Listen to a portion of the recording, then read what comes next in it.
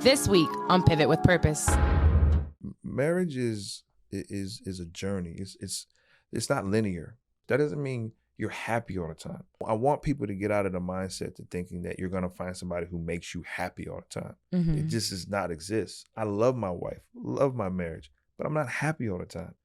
I am fulfilled. There's a deeper meaning to being in this relationship than just my individual happiness at all times. If I was single, I wouldn't be happy all the time. As you're saying that, I'm thinking, even when you're single, you're not happy all the time. But we only put this requirement when people get, you're not happy? It's like, no, nobody's happy all the time.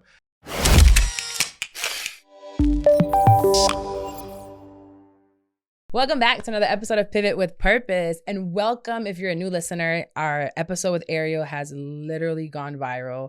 And for all the good reasons. I'm glad that we were able to get her on and she is coming back. I talked to her today. Remember, having 5 children, having a full-time job, being a single mom, then me on top of that, having another crazy schedule. It's been really hard to get us both here back in the studio. But she is coming, I think, this week. So soon we'll have part 2 because we still have so much to talk to Ariel about. But we might go viral again because we have a man that's never in front of the camera. He's really never on a mic. He's not even on social media. Who is Laron Profit is here. What's up? Long time coming. I think I've been telling you thank you since like you agreed to come on. And I'm like, Alicia, I need your husband. I'm glad you got her on first.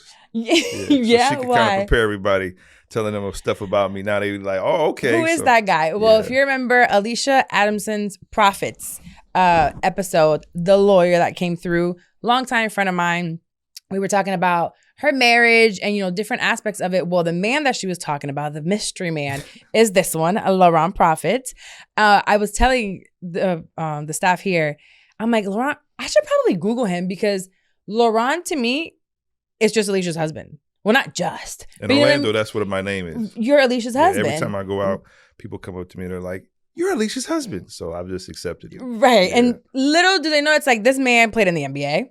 I knew that you were a coach for the Magic because when she told us, we were like, yes, girl, get them tickets. You got you a coach. Okay. We were doing all the ratchet things. Go in the lounge, free drinks. I know. That's what it was. And then like, oh, wait, is this getting serious? Oh, wait, 2 seconds later, we're engaged? What? It happened really, really fast. But through all of that, I talked about in the last episode with her that I got to know you through a Bible study that you put together. Yeah. And you shared through those Bible studies so many things that gave me an insight into a healthy man's perspective, or a man that's choosing to put the work to do better, be better, especially as a Black man here in America. So I don't even know what, honestly, I look at my outline, I'm like, where do I start? Because there's so much and we only have an hour. And we could close your eyes and pick a topic. Let's pick a topic. Let's start with, I guess, how would you describe like who is Laron and how you got here? Kind of like in a nutshell. Man, how is Laron? So I was born to a single mom in Charleston, South Carolina in 1977. Sheesh. She was 16 and my mom had just turned 16. So my mom's birthday is in July. I was born in August. So she literally had just turned 16. Yeah. She got this baby boy in the ghetto. It was me, her, my grandmother, and my 2 aunts living in like a 2-bedroom trailer. Wow. And so that's the origins of kind of like where I began. And I think having that environment and that situation, I was in a community that loved me and amongst family, but you're still like a man child in a land where you don't have like a father, you don't have like these male figures around you. So I had my 2 cousins, Juan and Sean. They were like my guardian angels, my protectors. Older? Yeah, older. And as long as I was with them, my mom was like, you're okay. And so, how much older?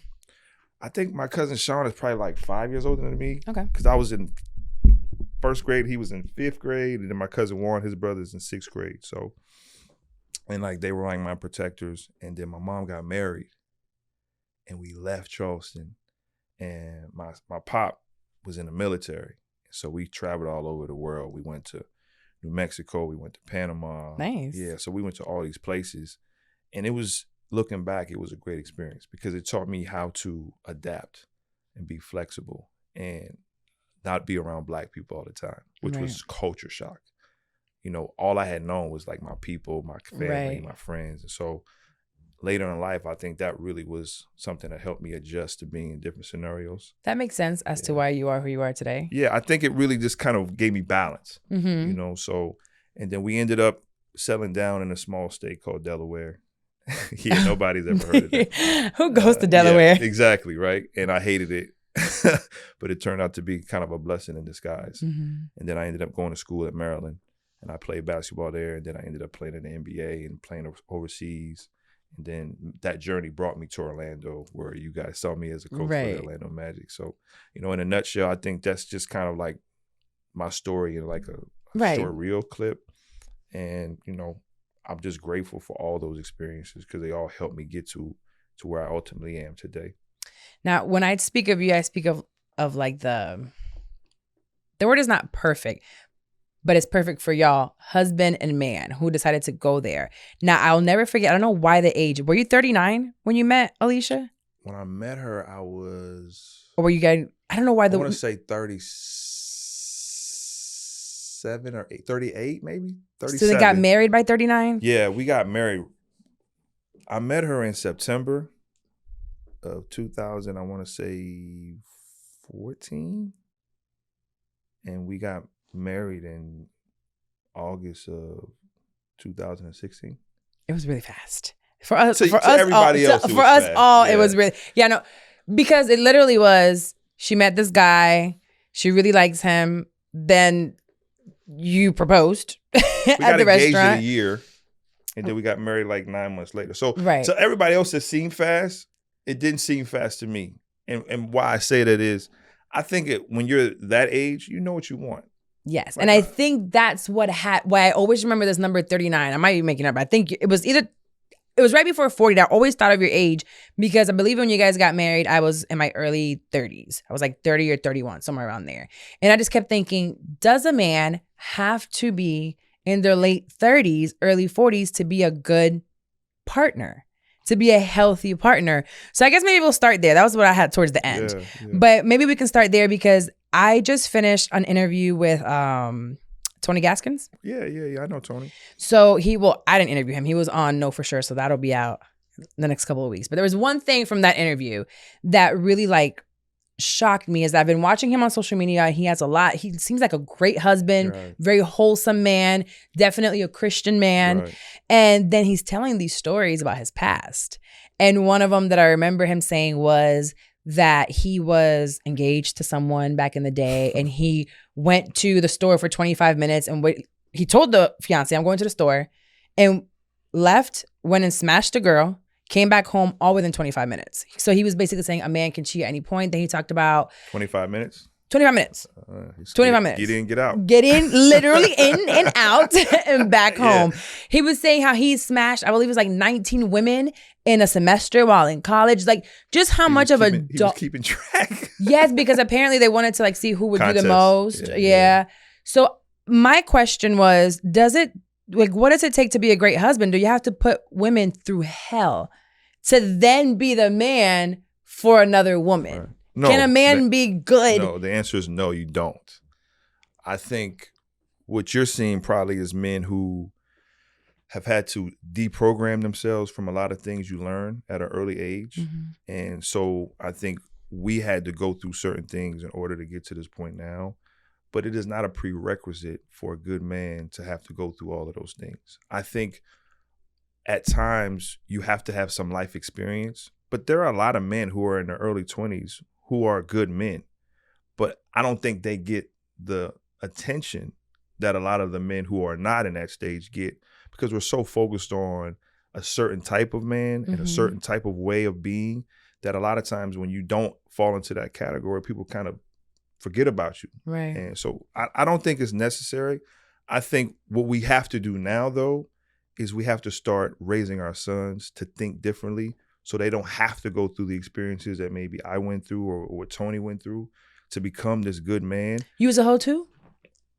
I don't think that would describe me. I think I was very... I think I was promiscuous. Okay. But one thing about me, I like to think is that I was always very honest about where I was. And I just knew when I was in the middle of my career, there were certain things that just weren't a priority to me. And I had relationships with good women, but I think there were things at the time that maturity-wise, I just wasn't ready for the type of commitment that marriage takes. Right. I've met women along the way who were marriage material, but I wasn't at a space in my life where I think I was ready for the commitment of marriage. And so I had to kind of wait and go through some things and unlearn some things in order to become ready to be. And that's intentional. In order for you to unlearn. And that's the part that as a woman, I'm working on that. Because I mean, I remember going back 2000, I don't know, 14, 15, when the Bible studies were happening. Right. And I was in a relationship then. And I'm like, these Bible studies are going to fix us. Yes, Lord. He's going to listen to Laron and he's going to change. No. And I'm thinking, he old too. So they're the same age. We got this. Don't work like that. It does not. Like, you have to want it. And now I'm going through my own, trying to get rid of my thinking from before, that old toxic mentality from growing up. I didn't even realize how toxic my upbringing was. A lot of us don't. We don't. We got to unlearn more than we have to learn. Oh my gosh. It's really the process of shedding stuff. So what makes you want to do it as a man? Because as women, we're like, okay, we're fed up. We want a better life. Our kids make us do it. Right. As a man, you're not necessarily, well, you are mostly, but the men aren't the nurturers, right? You can have 5 babies and mom stays home and nurtures, which is usually the norm. Right. Or we feel more of that. But what makes then a man say, I'm ready to change? Because nobody else can make them change. A lot of times failure is what makes us have to make this decision. There are a lot of times where you go through certain situations and you find yourself constantly failing. And I think that will kind of like force a man to have to think about things in a different way. I also think a big part of it is, what is the circle that you're with? We are very much influenced by the people that we're around. And so one of the things I've noticed is when I look at my circle now, the majority of the people in my circle are married with kids. And so we have shared experiences. And so that makes it easier for me when I'm going through something in my marriage to speak to somebody else who's in that same situation. And we can have real, honest, mature conversations as men about how we should deal with it. What are you going through? But most importantly, it lets me know I'm not by myself. And I think for a lot of younger men or just men in general, I think you have to be very conscious of who's in your circle, who's in your ear, who's influencing you. And I think when you have the right people in your circle, there's a pressure in that alone that kind of forces you to be like, well, I don't want to be the outlier. You know, so I think that's part of it. But I think the biggest thing that forces men to make these decisions, I think, is failure. I think you finally get to a point where you've knocked your head up against the wall that you say, I got to try to do something different. Is there a point in your life where you got to like a low point? Yeah, I had a relationship at a time where I was coming out of a breakup and I wasn't all the way there. And I met this girl, she was beautiful and just loved me to death. And I couldn't be everything that she needed me to be. And the relationship started to spiral in a negative way. And eventually we got to the point to where she was like, I can't do this. Like, this isn't working. Like, I'm trying to love you into being here, and it's just not working. And when that relationship ended, it hurt me because I was like, I am the reason that situation didn't work. And me and my mom had a conversation. And I really don't listen to my mom much when it comes to my relationship. But I was telling my mom, and I was saying something to the effect of, man, she was crazy. And my mom said to me, why are all of them crazy? What do they have in common? You. And I was like, dang. How are you driving them crazy? I think, to be honest with you, Carl, I think there was a part of me that was afraid of being loved to a certain level. I think it was hard for me to accept that a woman could love me to this level. I think there's part of me that couldn't believe that you love me that much. And so when you would get to a certain point of loving me, I think I would intentionally try to test you. And in testing you, I'm really pushing you away. Those tests. Right. Boy. It's a trigger. I'm afraid of having to commit to this person at this level. And so what I try to do is I test you hoping that you'll fail. And I did this over and over and over again. And when you keep testing, we gonna fail. And eventually a person gets tired of that. Yeah. And she got tired of it. She's like, what else do I have to do to prove to you that I love you? But it was really an insecurity in me. And so after that relationship, and my mom said that I had to do some real things. So before I met Alicia, I went through a period where I wasn't in no relationship. How long? Shoot, that was probably like 2 or 3 years. Okay. And I made a decision, like, I got to really do some real thinking. I got to do some real soul searching, because all my relationships are ending the same way. And these are great women. These aren't like these are women Now with the hood rats. They're marriage material. Like, any person would want to marry them. Right. And I'm leaving and finding myself in the same situation over and over. And so that was really the trigger for me, that I had to do some thinking. Are there men that will die in that same cycle?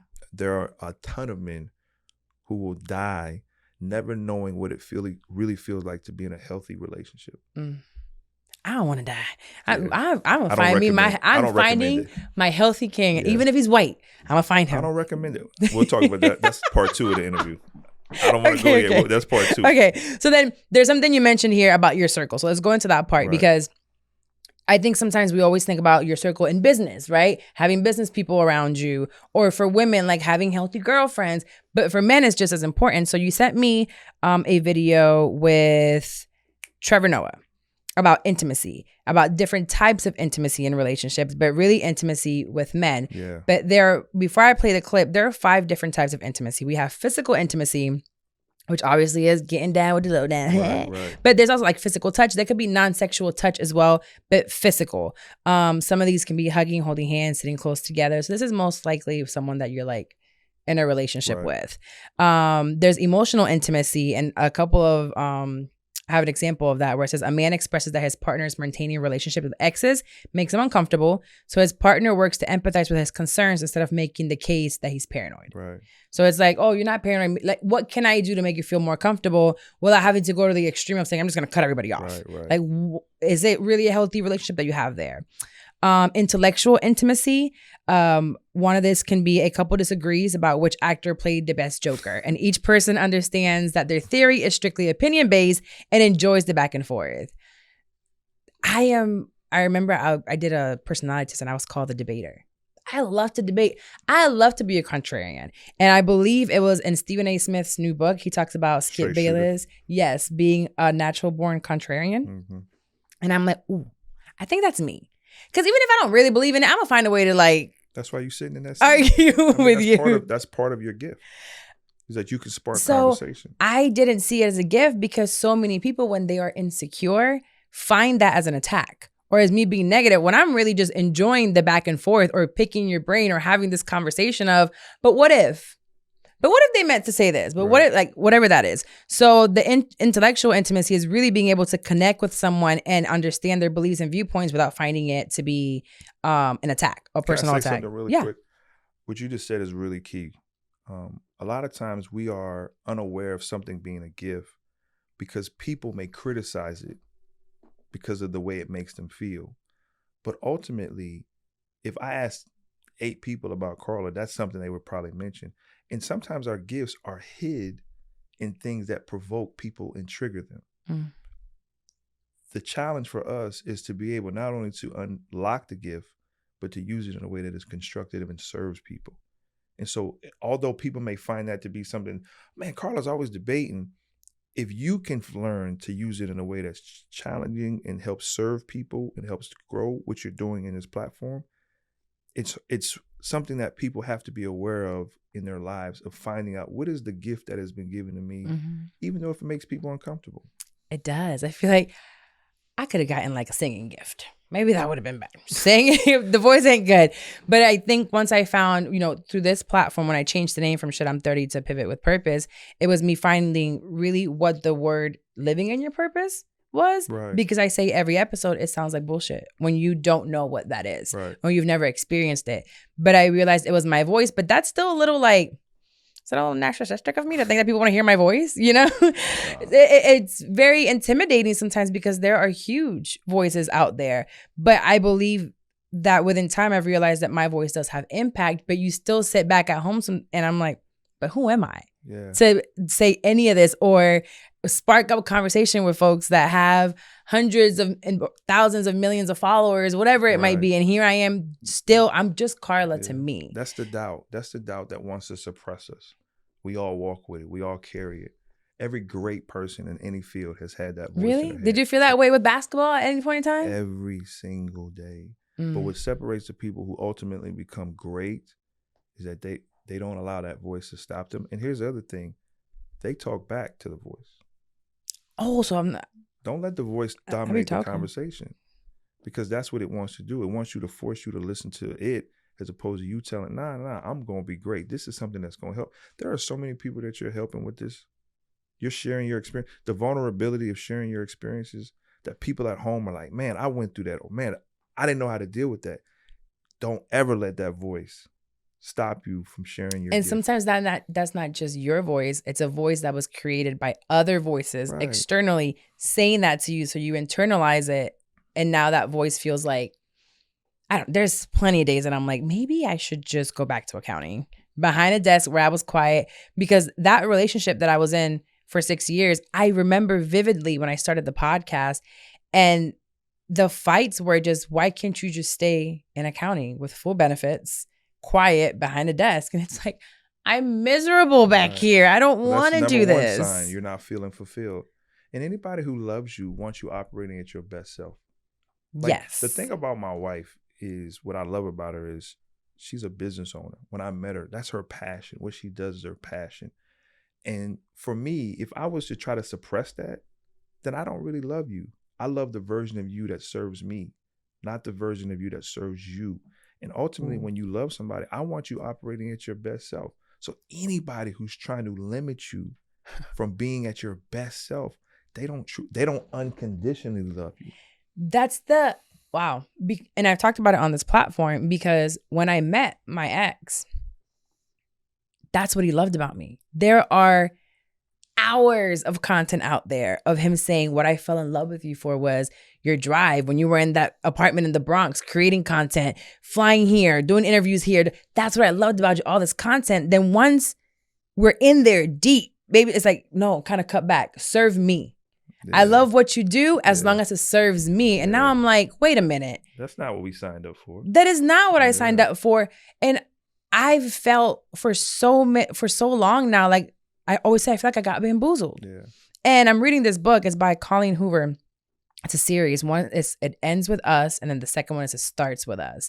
And reading that book, one, it's extremely triggering, but enlightening. Even though it's a fiction book, she talks about her experience through an abusive relationship and that feeling of, but it wasn't like this before, but they loved me, but and it can go on for a long time. Like we talked about with Ariel, you can really be in that relationship thinking that they want the best for you and they love who you are. And then that changes. Yeah, they want the best for them. And so I watched the podcast with Alicia, and I saw that the Halloween thing was very triggering for you.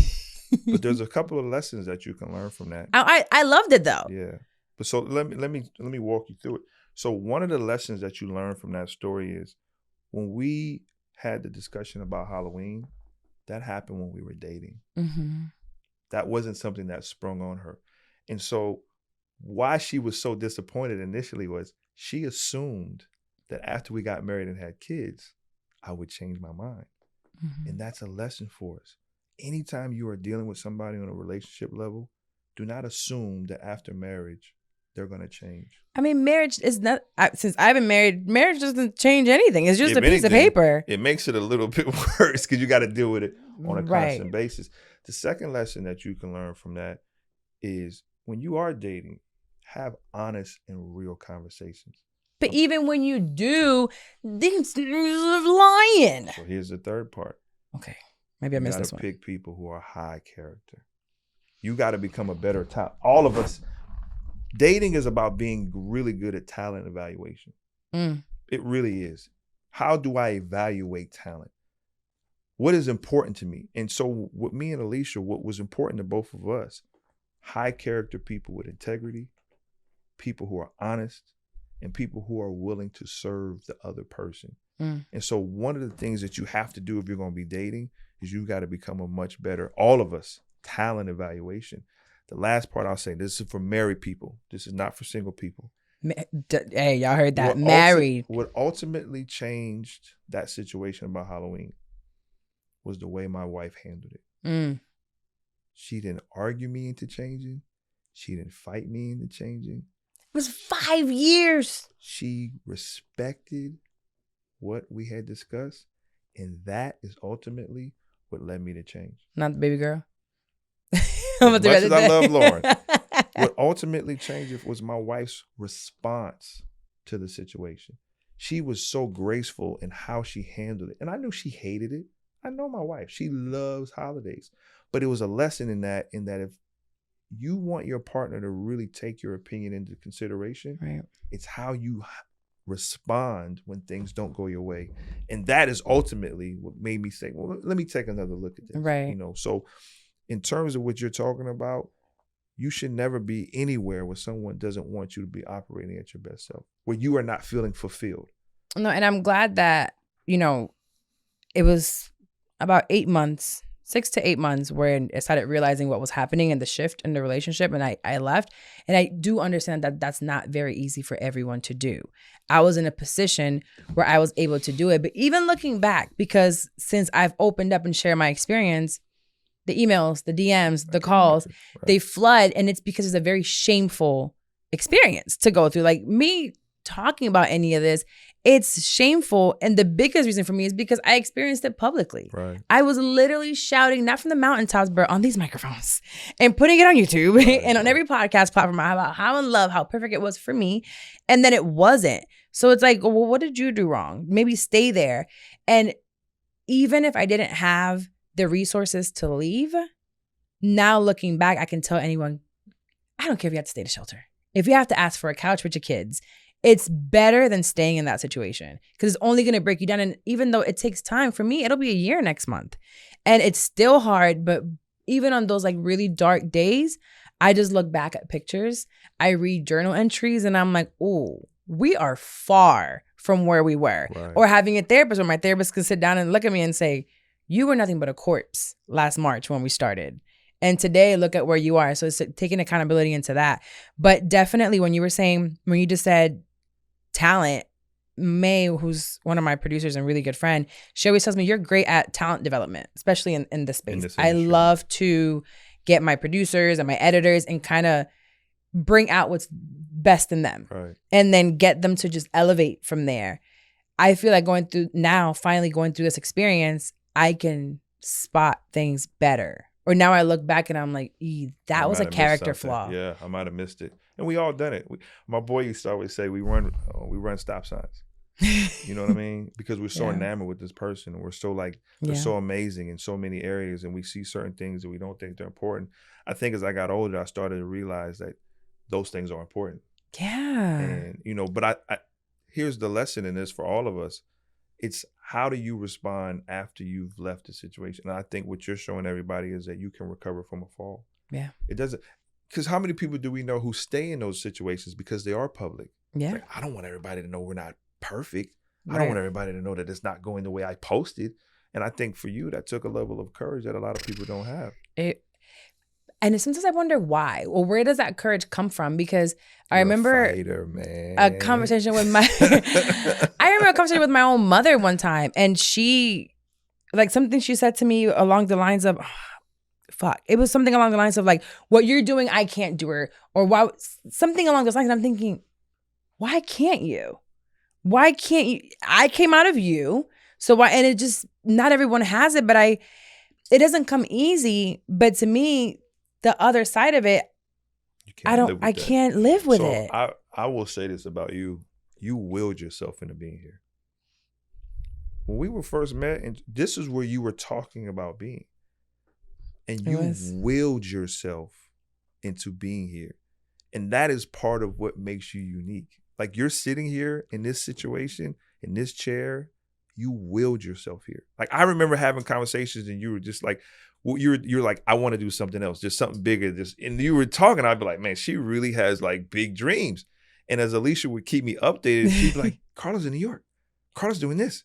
Carla's doing that. I'd be like, yo, Carla really willed herself. And that's what it is that gave you the courage to leave. It's crazy that you remember that, because someone emailed, she wanted to have a call with me about advertising on some of my pods and for the agency. And she said, I met you in 2018 at Coachella. And I said, what? She's like, yeah, I've been following you since Coachella. When you were there, you told me you wanted to start a podcast. Bro, I'm telling you. And I said, what? I'm telling you. Coachella was in March. In March is when I launched Shit I'm 30 2018. So she said she met me, and I've been saying what I want. And that's why, to me, it's so important to, one, not take on every client for podcasting, because I do believe in the power of the tongue. Right. And I know that I can manifest the hell out of some things. Look up grit in the dictionary. Your picture might be there. Straight up. I know, but I wish I could give, and I feel like I'm using this platform to try to help more people to fight that fight. Yeah. And to have that courage, because I have a special talent. Okay. But I feel like everyone can do it if they want to. Right. Everyone, not just me, not just you making, because to be an elite and to be an athlete, you had to work. You had to have a crazy work ethic with this. Yeah. So is it, but you have to want it. That's the part you can't. Darius Daniels says something that really stuck to me. He said that there are some people out there, they're really, really great at motivation. And there are some people out there who can show you how to do it. He said, I'm not the guy who's great at motivating you if you don't want it. And that's me. If you don't want it, I'm not the guy who's going to motivate you. Yeah, but if you want it and you trying to get there, then I'm the guy to come see. Because I can give you the steps. Blueprint. Yes. I can give you the step, and I am not stingy with it at all. Right. Like if someone comes to me and they're like, hey, I've been working on this podcast and an agency, and boy, I will sit down with you and I will even give you numbers. This is what I charge. Right. This is how I got there, what I used to charge. I mean, I did it recently in New York when I was working with someone, and he's telling me how much. I'm like, look, you need to shift from you're doing things for $150 an episode. What? Right. I'm like, mine 10 times that. Inflation. Like, word. But it separates the clientele that you get, and I'm willing to give you the whole playbook, but not if you're not doing any work. Want it, yeah, and that's the thing I've learned about myself. If you don't want it, I'm probably not the person to come see. Because I'm going to tell you to your face, I have no hairs on my tongue, and I'm going to be like, well, what are you doing? Come talk to me later. Yeah. Like, you're not, and I'm going to make you feel bad. Yeah. Not on purpose. I'm not trying to make you feel bad, but I will give it to you raw. Right. Like, you are really not, you don't really want this. You want this because someone else has it, and it seems like it's a fun time. You want what comes with it. Right. Yeah. You want the end result without doing the work. You want the viral moments and the Twitter and the Instagram moments. You don't want the work. You do not want the work. I was just telling them today a conversation that I had to have with management over at the station, and like some of the things that were done. And the thing that they told me, like, well, we didn't think it would take this much work. Why does it have to be so much work behind it? The podcast is cute once you get these clips. Yeah. The clips look easy. They go boom, boom, boom. They make you laugh. They get people to... Do you know how many hours it took to create that? Yeah. You know, pre-production, post-production, executive producing, editing once after it's done. Piece for your 15 the music seconds. Behind it, the way it stops, the way that the camera shifts, that's all a skill. They don't want that. Yeah, they don't want that. They wanted the let's hit record and let's get the end. And that's not the way it works. And I will not attach my name to anything because I've elevated. Yeah. I used to do the quick Canva videos and then doing it on a webcam. I did all of that, but I had to do all of that to get to the studio right here in Hi Hello Labs, where it's a 3-camera angle, where we have an audio person, where we have a video person, where I have a team of 5 behind me. But that didn't start like that. Yeah, you can't attach your name to everything. No. Your name is powerful. It's your brand, and you got to be really selective about who you put your name. I think this is my first time saying no to something, and I was scared. I was putting it on my close friends. Alicia probably saw it. I was scared last week saying no because I'm working with white men. They're powerful. It's very powerful people, and for me to say no, I'm like, what do they see me like?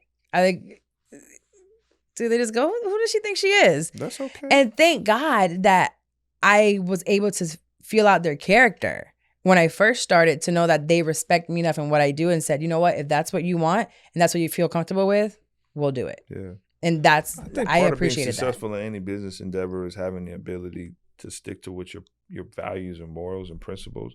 And sometimes I've seen people who they get to a point to where they try to say yes to everything, and then you lose what makes you you. Yes. And if you do that, then it kind of compromises your brand.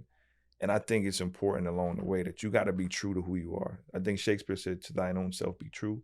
And I think that's something in business and life and relationships. He's so smart. That you got to remember, like, you got to be true to yourself. Because at the end of the day, money comes and goes. I'm grateful. So I had a totally different upbringing, right? I grew up with a dad who was a drug dealer. You know, once I was born, he shifted into like business with my dad. It was upper middle class. So we didn't need for anything. But also that made me see or not want money. Right. And he taught me, you know, how to grind and how to go for it. And me watching him, I guess, ultimately I was reading a book of, you know, you do not have 3 children. Each child sees a different version of their parent. Each child. So I Sure. don't know where I was reading this. It was so, and like, I wish I can remember, but it was each child is going to get, you know, the first one's going to get the mom grinding. So I'm watching both my kids. I was 18, 11 days after my birthday, no, 5th, 30, 25 days after my birthday. I had my daughter, turned 18.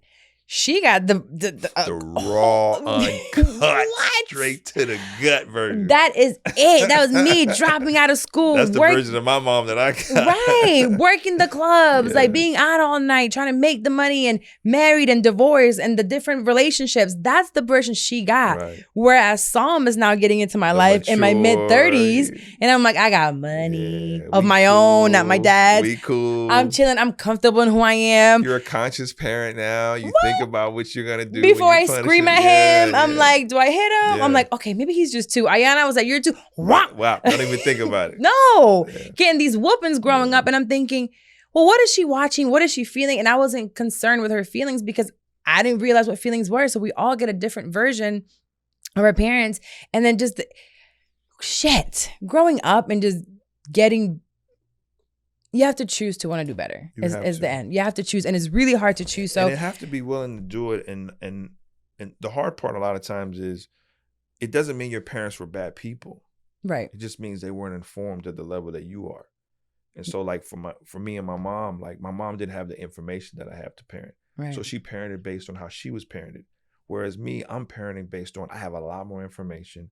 I have my upbringing to learn from. I read a lot. I have a circle of people who were all parenting. Some of my friends have kids who are older, so they can give me advice from that standpoint. Right. Some of us have kids who are the same age. And so I have so much more information at my disposal that my kids are privy to that. They're benefiting from that. Whereas sometimes it's hard for us to want to deviate from the way we were raised because like I don't want to offend my parents. I don't want them to think they're bad people. No, they did the best they could with the resources they had. And so I'm going to give my kids a different level of parenting because I have more resources, more information. And I've had this conversation with my mom. I said, Mom, you're going to see some things with the way I raise my kids that you're probably not going to understand. Like it's probably going to make you be like, what are you doing? Like, I don't hit my kids. I'm not and she at first, she was just like, what?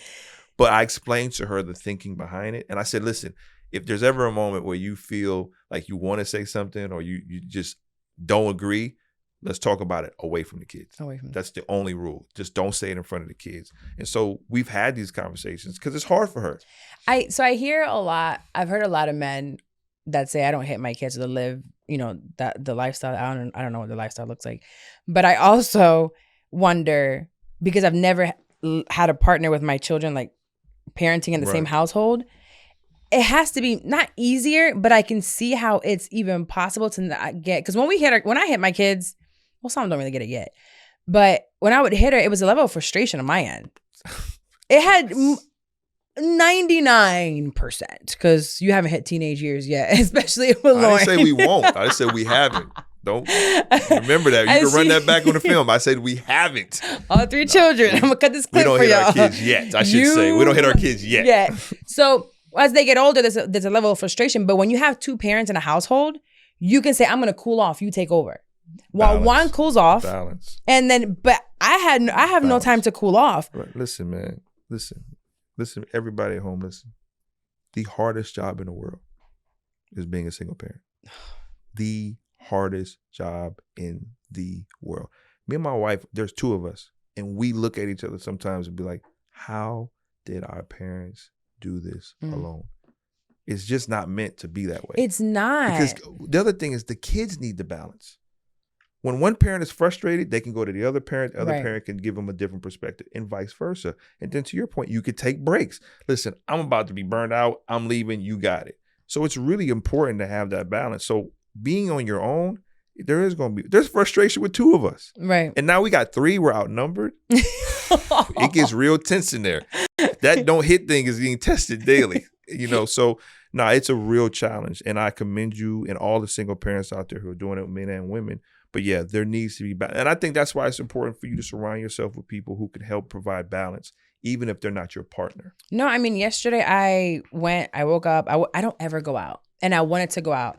And there was a R&B party here. I love Usher. I really want to do Usher's Vegas. Yeah. Like, I really want to do it. So they had this party here. They called it Las Vegas Residency Usher. They're going to play Usher all night. I'm like, you know what? I got to go. I'm not one to buy a bottle, but I said, you know what? I want a section.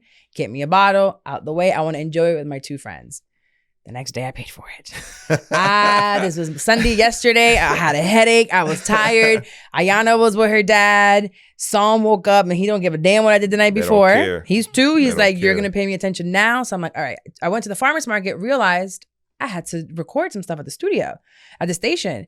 My friend was there and she's like, hey, I'll take him home with me. Just go do what you have to do and then come back over here.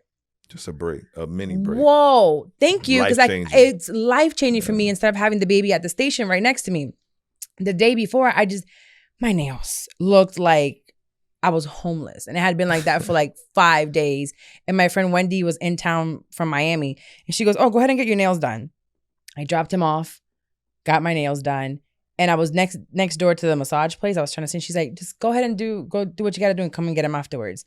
That to me, feel like you're in Bora Bora, huh? What? You couldn't tell me nothing. I got a facial. I got a stretch and massage. New woman coming out of there. Give me the kid now. I'm good.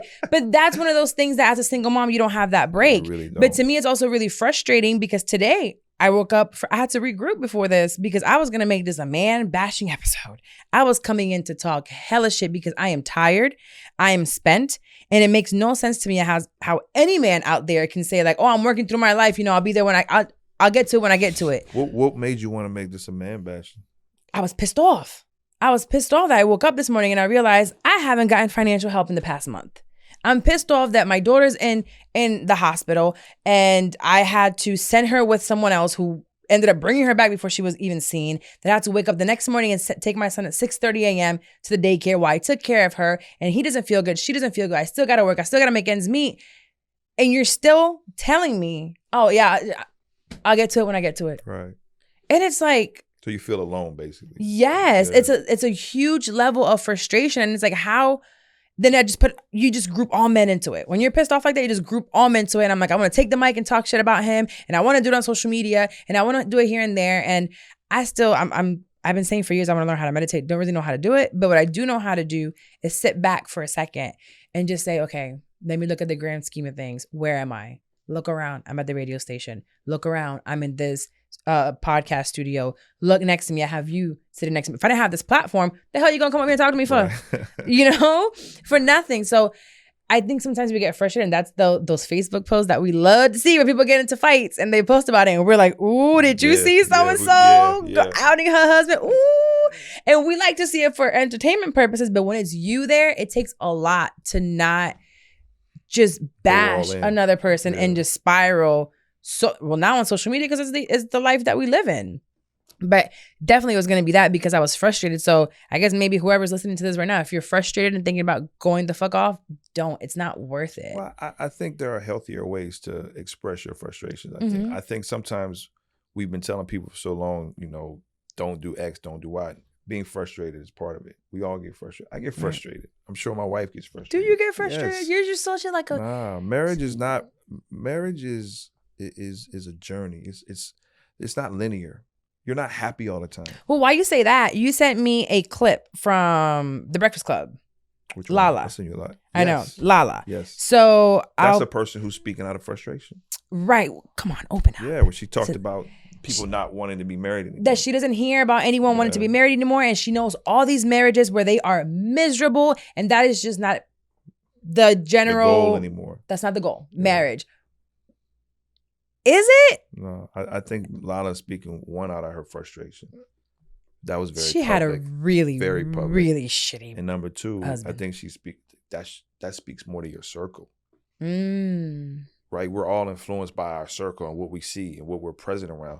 I'm present around people who are married, who want to be married, and who are enjoying marriage. That doesn't mean you're happy all the time, right?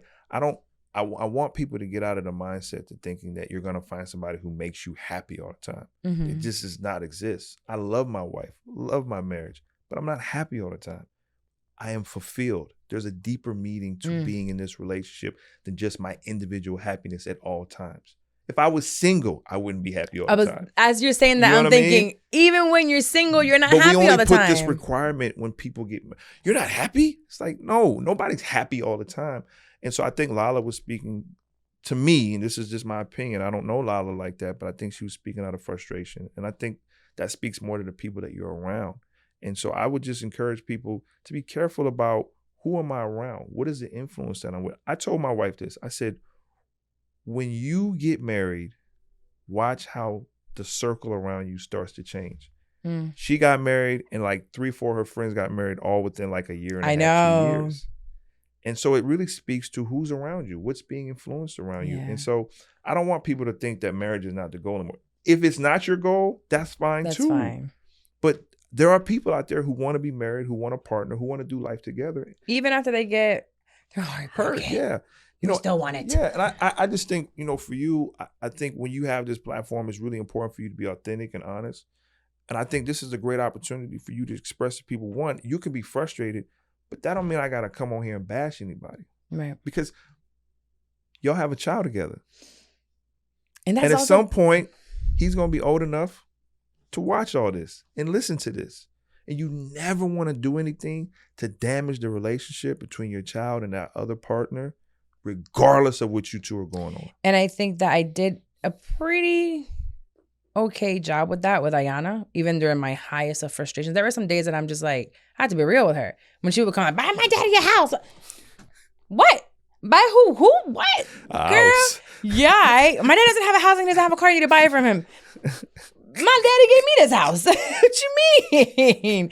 Let's talk about finances real quick. Right. So there were times that it was like, I was frustrated. I'm like, because he would put certain things into her mind, but I don't want to do it with Psalm. But at the same time, because I did realize with Ayana, the older she got it. She'll figure it out. She figured it out. And yes, he's around now in different ways. And now I can speak to her more as an adult, young adult, of why I felt certain frustrations, even with my own family. This 6 years ago, she didn't understand what she understands today. Right. And even now I still have some struggles with her. And I'm like, I'm doing this for me. Later on, you have to experience the heartbreak and the disappointment yourself in order for you to see it. They won't be kids forever. But my fear is that I'm raising a boy. I'm raising a man.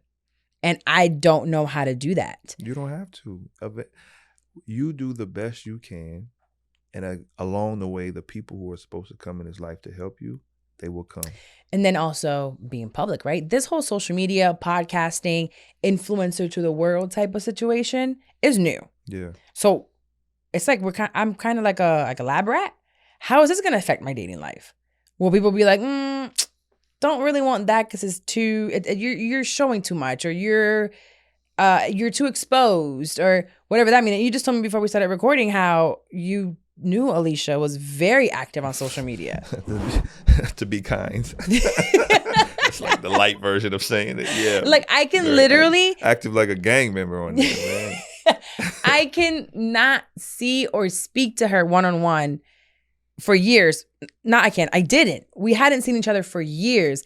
But it's like we didn't skip a beat from when we were hanging out on the couches. Follow that page. We just follow the page and we have a great time. Yeah. Like I love watching what she does, but I don't have no idea if this is going to affect me finding the person for me. It will, but I think the important thing is you don't want anybody who's intimidated by your success. You don't want anybody who's intimidated by who you are. Part of what you bring to the table is this. And anybody who wants to be in your life, they should embrace that. That should be a bonus. If it's a negative, if it's like, we got to talk about this, they just probably not the person for you. People make space in their life for you because they value that much. If they don't want to make space for you, not for the you they want you to be, right, then they just not the person for you. And I think so many women, women do this more than men. Women have a tendency to downsize themselves in order to make a man more comfortable. Because it's what we're taught. But it's a dangerous thing because you are not always going to stay there. Mm-mm. And then when you try to become who you, like go back to who you want. Now it's a problem, right? Right. And so I think it's really important in these beginning stages to be authentically who you are and be very honest about this is who I am. This is what I bring. This is what I plan to offer. And if a person can accept that, cool. If they can't, keep it moving. Keep it moving. Yeah. We can't stop. We can't, diminishing your light is never going to serve either one of you well. And even the strongest of people who know themselves, who like themselves, aka myself, when I got into that relationship, I knew who I was. I knew what I wanted. I didn't even realize I was dimming my own light. Dimming your light. Because you love someone, right? And we have this, we're taught that, marriage, you kind of just do what makes the other person happy. So if they're telling you this is what makes me happy, this is what makes me happy, and you're over here like, okay, I got to keep giving, you don't realize that you're bent over so far that you're no longer who you are. Now I'm like, I have a hunch in my back because I've been like, I'm trying to be this person you want me to be. Right. Yeah. But it's like, that's not who I was. So even when you are authentic, just having that check-in. And I read this on another book. It's like, always check in X amount of times, like with your partner, check in and say, hey, what do you need from me? How are you feeling so far? Because you might be growing in different areas that person has to adjust to it. That's super important to be. We had me and Alicia, we typically like on New Year's or around New Year's, we talk about the year and like review. And we like get really, we have this thing we call like radical honesty. Wow. And we really talk about the year and where we were and what do we like and what we didn't like and what can we do better and like what are we doing moving forward. And last year, a lot of the year was really dedicated to managing 3 kids. And it was tough. It was a challenge for us. Like, just being honest, it was a challenge because they say when you go from 2 to 3, it's a lot. And you're like, yeah. But it was a lot. It's a big difference. Huge difference. And, my wife, in a lot of areas, like, she's serving people on Absolutely. her job. She has a business owner. Mm-hmm. She comes home. She got 3 kids who want her to serve. She got a husband who needs her. And so we had to figure out a way for her to find some peace and solidarity and kind of like be able to do things that are necessarily, we're pulling on her. Right. And so moving forward this year, that's one of our things. Like, we got to figure out a way for her to reclaim and recapture Alicia. Because my wife, she's a fun-loving, wants to go out. The most outgoing extrovert. Who has as many friends as Alicia? Nobody. Not best friends. Nobody. Like, that woman it's like everybody loves her. Everybody she meets is her friends. so we had to be intentional about that moving forward. And so I think it's important, within a structure of a relationship, the question is, how can I serve you better? But we read that if your beliefs and we have the same spiritual beliefs, we're supposed to serve. That's what it is. Our God is a serving God. Yeah. Like Jesus Christ was here to serve and serve only. We're supposed to serve, and when we serve, we receive back because you're supposed to be with someone else who wants to serve. Yeah. So if you're dating, it's definitely looking at who is that person a servant. How does this person respond to serving? If the question is always what you can do for me, that's a red flag. Because relationships really are about serving the person you love and meeting their needs. When people's needs are met, then they're able to love you at their highest level. So I think what you have to think about moving forward with this platform is that when you meet men and you start to date, the question is, how can they embrace who I am without feeling intimidated, and also understanding that what I do is not who I am. Right. You know what I'm saying? Because it's not. They're not the same. And so what I may need from you may have very little to do with my career. Right. I need a partner in life. This is cute. This pays the bills. But when I'm home and I like in my robe or my dirty pajamas, or I don't want to cook, or I'm just like, I really most of the time I'm doing nothing. Right. If I'm not working, I'm like, just want to lay here. Yeah. I want to do nothing. Can you do nothing with me? Right. And be okay with that? Or do you need me to be on the go, or make you laugh all the time? I'm not a fucking clown. Right. Like some people are like, oh my God, you're so funny. I'm not funny all the time. Sometimes I think when I talk, I might be naturally funny. But it's just, if it's funny to you, that's just me being me. Right. That doesn't mean I'm here to entertain you. So if one day I'm just not in the mood to just not say much, are you going to be okay with that? Because now I'm quiet? That's one of the hard things when, like, if you have friends who are comedians, one of the hard things about people when they meet comedians is they expect for this person to be like this all the time. And most comedians are introverted. Mm-hmm. And so people have They're this fucked up in the head too. Right. That's the only way they can see the world this way, right? Right. So a lot of times people meet comedians and they're like, make me laugh. It's like, yo, that's my job. Right. Like, I don't want to do that now. And it's like, you have to be able to understand that that's what they do and not necessarily who they are. How did you, before we answer this one letter, how did you pivot from a player, which basically you're kind of being told what to do, it's Right. like such a strict regimen, into fatherhood and essentially like kind of sort of entrepreneurship, because you're not you don't have a 9-to-5. Thankfully. You can take care of the kids. Yeah. I think for me, it started when you're a player, when you're an athlete, you think the world revolves around you. And I got to a point where I recognized like that's not the way I want to see the world. And I started to realize like I don't want that. I want to be of greater service than just feel like everyone's serving me. And I think when I put my attention on other things and being more intentional about what I give into the world, what I give to the people that I love, I think it really made the transition easier for me into marriage and then into fatherhood. I've always wanted to be a dad. And so I think that was the big thing, is like, it's not about me. Right. Like what I do now is for my wife, it's for my kids, it's for my family. I think my mentor always says humility never loses. And I think that was the major shift. It feels like it for a little while. It does. Because that's what the world tells you. Mm-hmm. But ultimately, if you have the same spiritual beliefs that we do, we trust that at the end of the day, right, God is going to take care of it. So for me, I think that humility of really getting to a point where it's like, it's not about me, that changed my whole, like, the arc of my life. I think if I would have had this interview with you in 2018, that line right there would have probably let me see something. Because you said as an athlete, you're used to everyone serving the world, you. it revolves around And now you. to me, the biggest red flag is having seen someone that over a decade removed still feels like the world revolves around them. And it's like, nah, that's your ego. That's ego talking. Oof, Yeah, that's ego. ego. Our egos always want us to We've feel had like that conversation about ego, men and ego, and how detrimental it can be. Should you be sure of yourself? Yes, and confident, but there's a big difference between confidence and cocky. Yeah. You know, being confident, you don't push it out there and let everyone know how confident you are, you know, or even the sense when people downplay themselves a lot and you just hear them downplaying themselves over and over again out loud. It's like, oh, because you want validation from others to lift you up. And now I'm like, oh, that might be a red flag too. Yeah. When you're good at something, you tell everybody else. When you're great at something, they tell you. Yeah. And I think when you're really confident in what you do, you don't need to tell everybody or need that constant. People will let you know when needed. Right. And I think for us as men, we have to get out of the mindset of being led by our egos. You know, because that can be a dangerous thing. You know, that's why I'm just such a believer in humility. And that humility is not about not believing in myself. Right. It's just recognizing where I stand in relation to the whole world. It's really small. You know? So small. Yeah. Some people are out here really thinking they're like this huge person. Everyone's like looking at what they do. Nobody cares. You're not that important. You're not that. I don't care who you are on this world, how many followers you have, how many TV shows you might have, how powerful you are in politics. Nobody cares. Yeah. And ultimately, we all know a lot of people who from the outside looks great. Amazing. But when you really get close, and I think that's part of being in the space for me.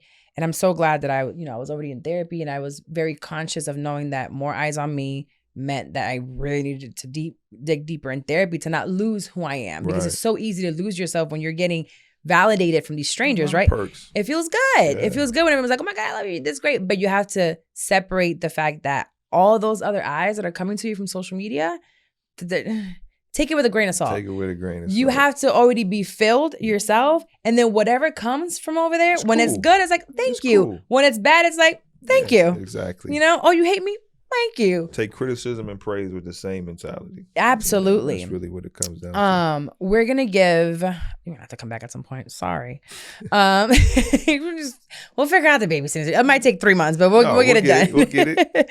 So if you have any questions or advice that you might need, you can send the email to askcarlawilmaris@gmail.com. Send the email. Stop DMing me. I lose it. Come on, guys. DMs are disgusting. Like I try not to go in there because it gives me anxiety, and I keep my phone in DND 24/7. A lot of dates being asked on DMs. That's why she don't go in there. No, I just told you, I really feel like this platform is just keeping all the men away.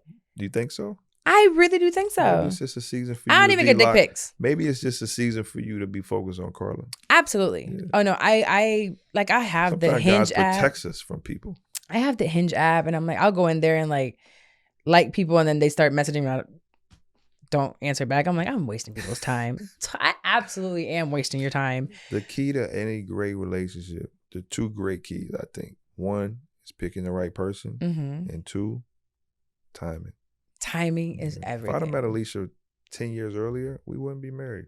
She would have been the one that got away. She would have been another one that got away. Oh man, she was great, but I effed it up.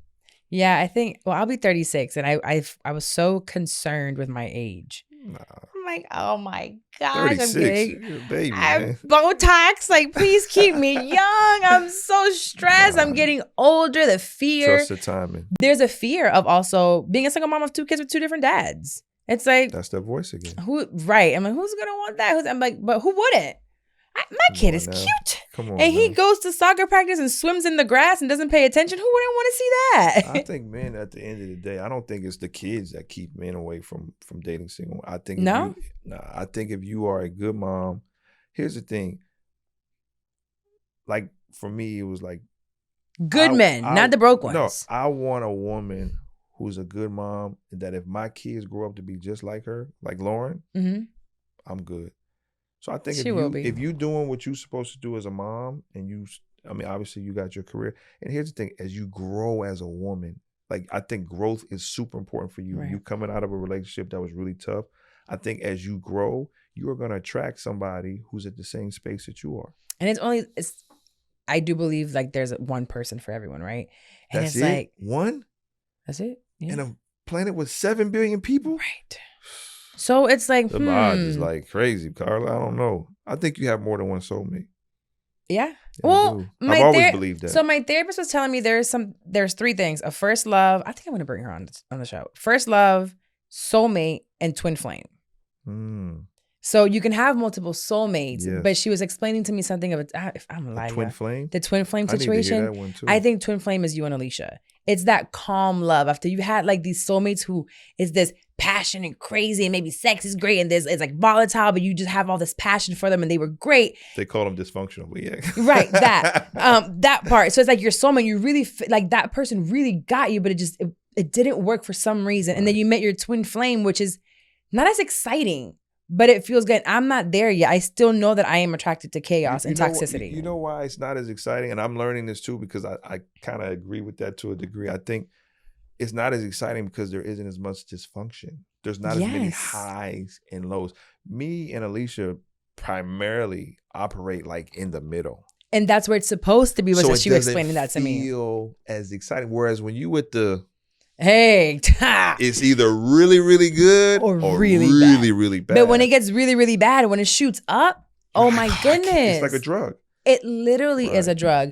So I am trying to figure out, I have to now rewire my mindset to the fact that I need someone who we would call boring. You know, you're just operating in this just peaceful state. It's another word you can use for that, because I think words are powerful. Right. I think you can call it mature. Okay. I think boring is what makes people afraid of commitment to that level, because like, I don't want boring. Who wants boring? Like nobody goes out saying, you know what, I really want to have a boring date. What we want to say is, I want a mature type of love that's not living in extremes, because I've been in those relationships and they are intoxicating, but they're exhausting. And they're addicting. And you're trying to figure out why. They pull you away from your purpose. Yes. And I don't want that. I think for me, words are powerful. So what I found with my wife is we have a balanced, mature love. There are not as many extremes, and we are very, very different, but there's a balance in the fact that we have very similar values, morals, and beliefs about partnership and parenting. Yeah. And I think we have to be very cognizant of the words we use, because when we say stuff like it's boring and you tell people that, they're like, I don't want boring. Well, the reality is boring could be mature. Boring could be stable. Boring could be consistent. Stability and consistency. That's all That's what we want, right? But I still have to, well, for me, I still have to rewire myself to not be attracted to toxic, you know, up and down. I did an interview with someone recently, not here. It was a man, and I was like, dang, I'm not sure I talked about it on here. And I was like, ooh, I like him. Even when on a date, I was slid into his DMs after. I was like, ooh, this might be the one that'll help me kind of like get over this thing. And because I felt something, right? When I go back to my therapist to tell her about it, she goes, who is it? Oh, I know who that is. All you're looking at here is it reminds you and it's familiar to what you had before. That's all it is. And I'm like, oh shit, you're right. It's a pattern. I didn't even realize that that is still attracting me. When I see someone who's mature, level-headed, can have a conversation, I'm like, so you're not gonna argue with me? But part of that is what you just said, is how you label it. Right. You label that type of person as boring. So there's nobody, like again, nobody wants boring, right? So it's very important that we have to rewire how we label things in our mind, because I was like that. I'm like, man, I don't want boring. I dated Spanish girls. And so for a long time, there was this like stereotype, whether it's true that or not. Latinas are crazy. We're not. And it's not. It's not. There's a stereotype. Any woman can be crazy based on the way a man deals with her, right? And so I had to rewire myself to understand, like, I want stability. I want consistency. I don't want to live in extremes because I'm more productive when I'm with somebody and there's balance and there's maturity.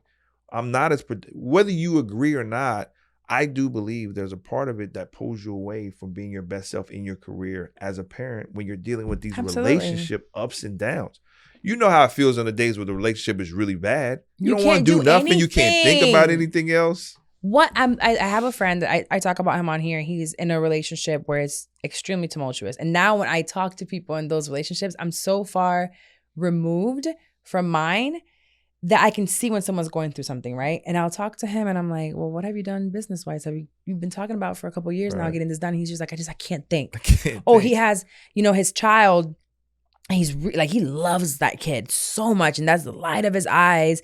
And he's like, I just haven't been present with my son because it's just so much fighting and arguing and back and forth. And I'm like, I get it, because I wasn't able to be present for Ayana, even for Psalm. There was times that it was just so much arguing. I'm sure initially after the breakup that you were not very present because you were so enamored with the breakup and what was happening. Absolutely. And frustrated Months. and angry. Yeah. But then it does get better. And I feel like getting over that hump is the worst. It's so hard. Okay, let's read this letter over real quick. Okay. Ask carlaramirez@gmail.com. Someone says, hey, so my wife and I got married last year. That's what's good for you. My wife and I got married last year. My friends and family who met my wife really like her, but I noticed a lot of my coworkers are starting to hit on me after I announced that I've been married, and it's putting me in a really awkward situation. I've taken my wife to our work party and my coworkers were nice to her, but behind her back, they kept trying to hit on me. I'm actually surprised at this because two of the women who hit on me have always made fun of my height in the past in a joking way, but not really, and acted like I was way below their league before I met my wife. Another woman kept trying to tell me that she really liked me and she was surprised when I said I never noticed. Why are these women acting like this all of a sudden? Are they trying to pull a prank on me, or are they legitimately hitting on me? So I feel like this happens a lot. Again, toxic culture that we have when a man gets married or is in a relationship and you see them happy, all of a sudden there's women coming out like, I want that for me. Yeah. Wait, I don't know. Women have egos too. And I think a lot of times in those situations, I think women, there's a competition that's like, I want to prove I can get him. He's married and his wife thinks he's such a good dude. Everybody thinks he's such a good man. I'm going to show them otherwise. And I think that's a toxic kind of way of looking at it. But I think part of our culture has embraced that and kind of promoted that. And so he's just seeing that when you get married, that sometimes women feel like there's a competitiveness with the wife to show that, I can show him that he's not that good of a man, or that I can have him too. Right. And I think there's some people who get validation from that by being able to, in their minds, take somebody else's man. Oh, for sure. Right? Which is an immature way of looking at things. So keep wearing your ring, man. Be careful. Don't take the bite to the apple. That's all I can tell you, because you don't want to lose your marriage over a fling, because as soon as you get divorced, they ain't gonna look at you again. They won't. They won't. And I think the same thing happens for women. Like, we get into a relationship where we're happy, and all of a sudden, so I don't think it's just a man or a female thing. Sides. It's the second someone else sees you happy and fulfilled, they're like, I want that too. Yeah. They just want what they don't want you, they want what your wife has. Yeah. So it's like when you're in a restaurant and somebody orders something and you see it, you be like, "Oh, that looks good. I want that." What? I do it all the time. I'm like, what they have? I did it your yesterday. food right there in front of you. And I hadn't ordered yet. This guy was ordering these tacos in front of me at this farmer's market. And this lady's like, what do you want? I'm like, oh, what he had. And she's like, well, I said everything you put on his plate, I wanted too. And that's literally what I ordered, whatever that man had. Yeah, I think that happens a lot, man. We want what somebody else has. And it's a thing we got to grow out of. We got to be more mature. Why would you want to even ruin somebody's marriage? Is it possible to not cheat as a man? Yeah. Yeah, it's possible, man. Don't believe that hype. That's just people. Hey, that's just people trying to sell books, man. It's possible. Listen, I think about it from the standpoint, it's like, I can't look myself in the mirror if I was unfaithful to my wife. Like, that's about me. It's not about her. Thing. That's a personal thing. It's a character. It's a character flaw. You know what I'm saying? Like, for sure. I am not going to be able to look Laron Profit in the mirror. And if the other person looks at you and, like, I think people accuse you of cheating or just doing these things, and they just can't believe that you didn't do it. No, you must have done it, or you must be out here. I'll be wondering what they doing. Like, now I'm like, oh, this makes so much sense. Yeah. You don't even think it's possible for someone to, like you said earlier, love you like this. You don't think it's possible to not have eyes for anyone else but for you. But that's a you problem, that's a you problem. Not a me problem. Yeah, I think this whole idea of, men can't be faithful, I think it's an easy way for women to explain why their situation happened, why the person they're with cheated. Mm-hmm. I think it's also easier to deal with it if you expect it. Right. It's like the punch that you don't see coming hurts a lot more than the punch that if you're staring at it, you can brace yourself. So I think a lot of times people brace themselves for the cheating, thinking that it won't hurt as much. It's still gonna hurt, but no, men can be faithful. There's nothing wrong. But even then, I think we have also the idea out there that just squares are faithful, right? I'm not a square, and you're not, and you're. I'm faithful, and I'm proud of it. It's not something I go around announcing. But it's like when you have a character, when you have integrity, like my mom didn't raise me to be that type of person. Are there other basketball players or coaches that are faithful? There are people out there who are faithful. But again, wait, a few? they're out there. But again, Carla, the ones we talk about are always going to be the ones who are doing the cheating. Oh, of course, because that's what makes headlines. Right. It goes in line with the narrative that's out there, right? The man who's being faithful to his wife, nobody want to talk about that because it doesn't sell anything. It's not sexy. So a lot of times the ones who are doing that, nobody talks about them. But yeah, because they're mature. They're not boring. They're mature and healthy. There are plenty of men out there who are being faithful and don't believe this. I hear all of these blogs and these manospheres and red pills about, men can't do. Don't fall into that hype. Don't fall into it. Men can be just as faithful, if not more, than anybody else on the planet when they choose to be. And he's a man of a character and integrity. Nah. And a character thing is, I think a lot of people love to use the word character to be like, oh, you don't even know what character is. You don't even know. You are a character. Yeah. You have no character, buddy. And the last part of that too, I say this all the time. Ain't nobody else teaching my son how to throw no football. Period. You hear me? Listen, because of Alicia, I literally watch you parent your children. And I commend you. Thank you. It literally makes my heart melt when I watch you on her stories, reading to them at night.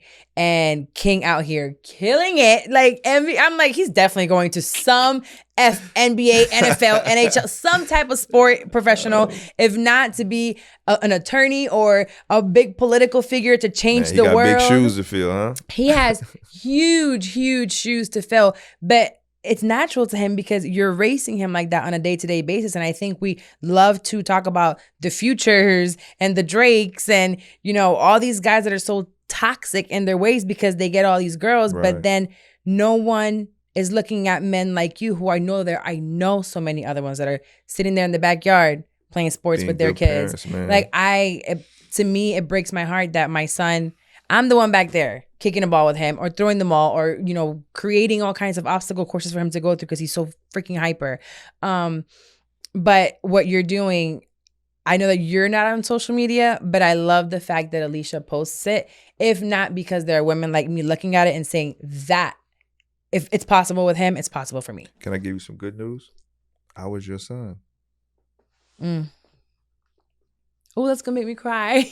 I'm just saying. We were almost done, Laron. I'm just telling you, there's good news.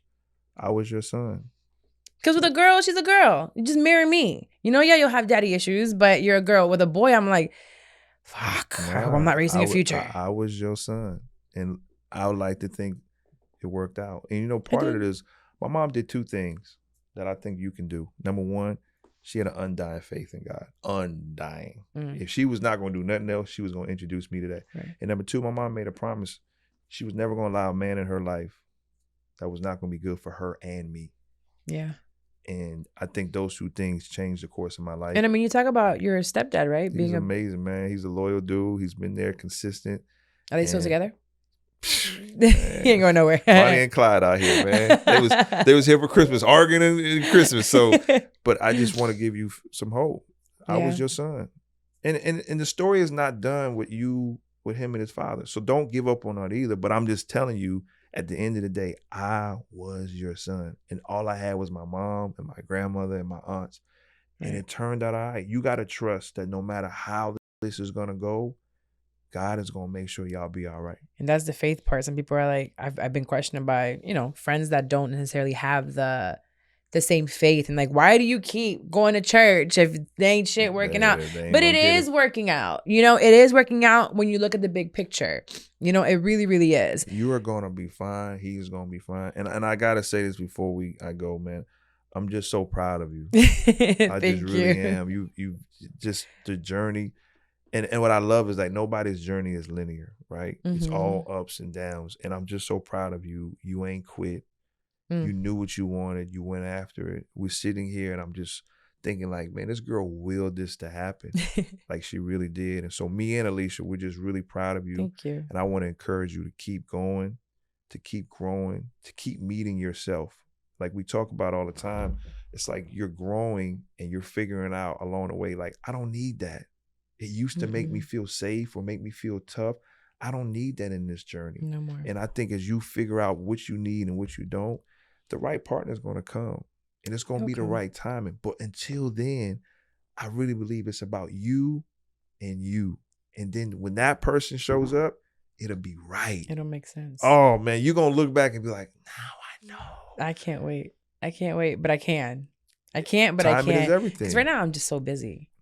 I'm so busy. So I be bullshitting when I'm like, listen, you sound like when he come, all that stuff out the window. Because she was working, job, busy. Business owner, partying, traveling. Alicia was all over the place. And then I showed up.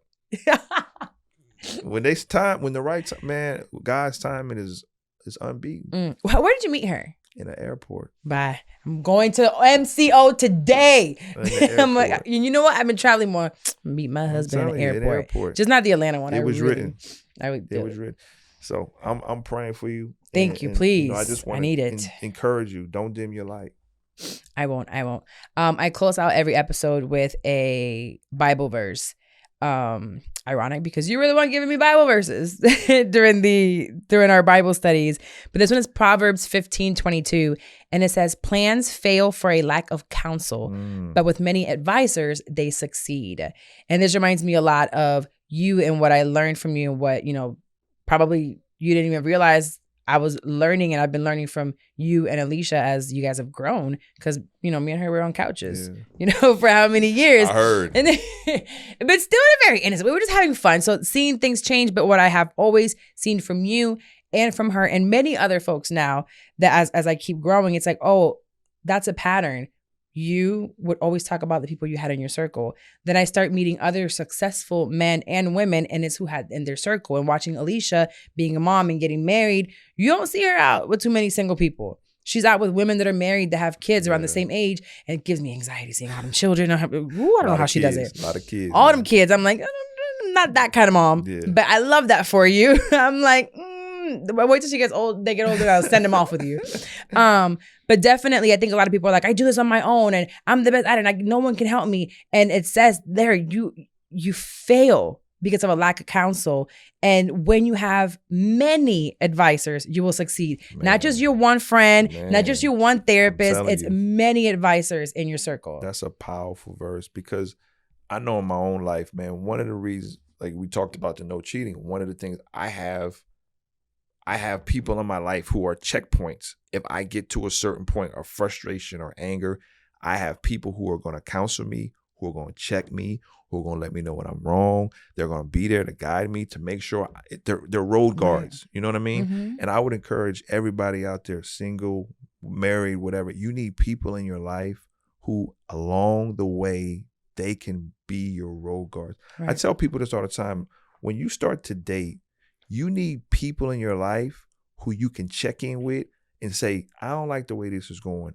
This is a red flag. Because when you're in love, you gonna willfully choose to ignore certain things. Yeah. But you need a circle of people who can bring stuff to your attention and be like, Carla, I know you're in love, but you need to check this. But you also have to be honest, because I started figuring out that I was lying or omitting certain information. Because you didn't want them to know. Because you didn't want them so to you know. got to be willing to be honest. But, you know, that verse is powerful because we do need people in our lives to help us stay accountable and to make sure that we're not making decisions out of our own selfish ambition that don't have God involved in it. Absolutely. Yeah. So if you're dealing with anyone, whether it's relationship, work, friends, and they feel like they have no one to go to, or they, you know, I do everything on myself, that's a red flag right there. Red flag, and you're headed to failure. Yeah. You're going. Oh no, it's like plans you're gonna crash fail. It's done. It's Yeah. Every plan that you have on your own that is not because God sent you there, and you're unwilling to listen to others and have people that know more than you. When you're the smartest person in the room, if you're the smartest person in the room, you're probably in the wrong room. Absolutely, you're in the wrong room. So that's Proverbs 15:22. I'll have Laron back because I actually wanted to talk to you about the fact that I'm not a feminist. And I like certain generals. And I was like, I want to talk about this with a man. But we'll do it again. Nah, for sure. Thank you for guys for showing up to another episode. We'll be back next week. And I have more announcements about the Tulum trip next week. I'll be giving that to you because I have to meet with Stephanie. Stephanie, I know you're editing this, so I'm letting you know we're meeting this week. Updating the website because the dates changed to May. So we'll be going to Tulum in May, ladies only. But I'll see you again next week. Goodbye.